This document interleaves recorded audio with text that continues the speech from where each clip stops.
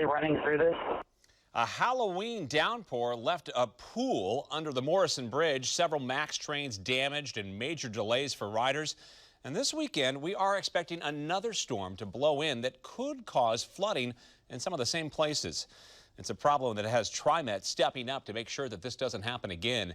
Tonight, we have team coverage. Chief Meteorologist Mark Nelson is standing by. But let's get right to Fox 12's Laura Rios, who just learned what TriMet plans to do to make sure that riders and operators are safe this time around. Laura?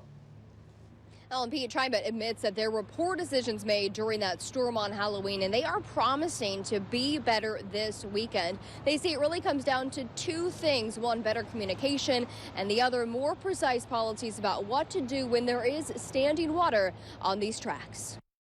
Masters are telling me that I have a foot of standing water in my low floor because the water is so deep going underneath the overpass. TriMet says they'd never seen anything like it. On Halloween, a storm flooded MAX tracks and water under the Morrison Bridge rose to its highest level in 30 years. TriMet eventually stopped service, but not before water damaged about a dozen cars, even flooding one of them.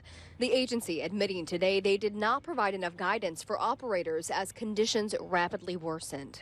Slow to 10 miles an hour, and you're cleared to proceed through standing water, but of course use your best judgment. That's radio traffic with instructions given to operators that night. TriMet says an internal review uncovered discrepancies about what to do when there's standing water on the tracks. Now they're telling staff if there's more than 2 inches of water on the rails, operators are supposed to stop the train, and a team of supervisors will head out to assess the situation. It wasn't the rain, it was the level of water at certain areas that was those were new circumstances for us. So we were troubled by that, and we made some poor decisions. So we've reviewed those. We made sure everybody's on the right page now. We've got good SOPs, good procedures going forward. We're going to be better this time. But are people who ride the MAX confident in this? I'm positive this will happen again. I mean, there's no doubt in my mind. Well, it sounds like there's a lot of factors that are out of their control. I mean, maybe it's a communication issue with this one, with this thing that you're talking about. I would say that that's something that is in their control. But yeah, I'll be on it this weekend, and hopefully that doesn't happen, but if it does, it'll be a good laugh. And with another storm forecast for this weekend, TriMet says they are going to have extra staff on hand to ensure better communication.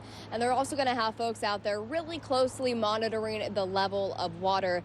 And TriMet also told me that they checked with the manufacturer of these cars, and they were told there are safeguards in place to prevent electrocution in case water does get onto those cars. So they wanted to make that clear as well. Live in Northeast Portland, I'm Laura Rios, Fox 12 Oregon.